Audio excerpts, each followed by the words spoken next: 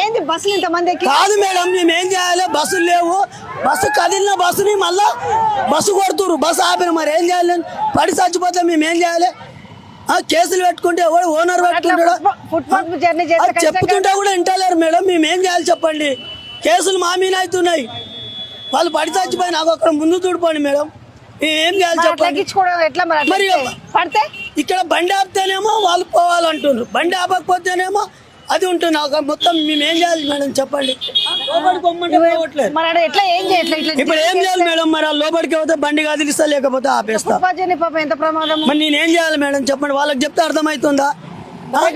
ఇప్పుడు 10 ఏళ్ళు driver jail అంటున్నారు, 7 లక్షలు జుర్మానా కట్టాలంట. మరి నా భార్య పిల్లలు కిరాయి ఇంట్లో ఉన్నారు, నేను జైలుకి పోతే వాళ్ళు ఎక్కడ పోవాలి? రోడ్డు బతుకైతుంది.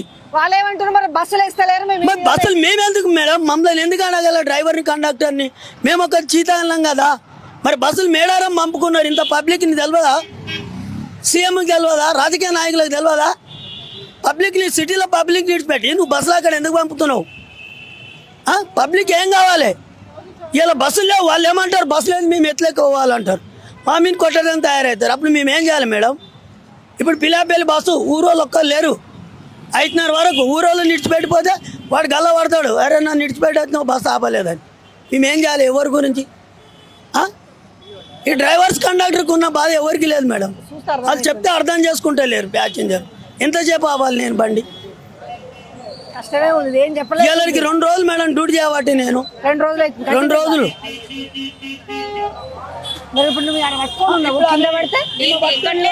అసలు తిప్పుతున్నారు వాళ్ళు, ఎక్కట్లే వీళ్ళే డేంజర్ ఉన్నారు కదా, ఎక్కట్లే నిలబడవు. బైక్ వాడు వస్తాడు, నాకు కనపడదు, ఆ బైక్ కి తగిలితే వాడు కింద పడి చచ్చిపోతాడు, బస్సు వాడు కొట్టిపోయాడు అని అంటారు. మరి మేము ఏం చేయాలి మేడం? ఒక ఆటో వస్తుంది, ఆటోకి తగులుతాడు, వెనక బ్యాగ్ వేసుకున్నాడు, వాడు కింద పడతాడా చచ్చిపోతాడా మాకేం తెలుసు? మా చేతిలో ఒక స్టీరింగ్ ఉంది, కింద పడాడంటే కూడా మేము ఏం చేయలేం మేడం. అదేమనంటే బస్సు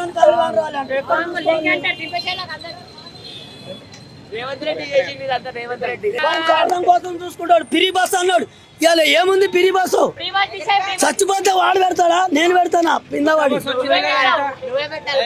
ఇంకా 3 లక్షల బస్సులైన సిటీలు హైదరాబాద్ లో సరిపోవు. నాయకులు ప్రజలను వాడుకుంటారు, ప్రతి రాజకీయ నాయకులు మనల్ని వాడుకుంటుండ్రా బాబు. వాళ్ళకి కాదు, వాళ్ళు డబ్బు సంపాదించుకొని పోతారు. రేవంత్ రెడ్డి గారు కూడా సంపాదించుకొని పోతారు. మీకు ఉద్యోగాలు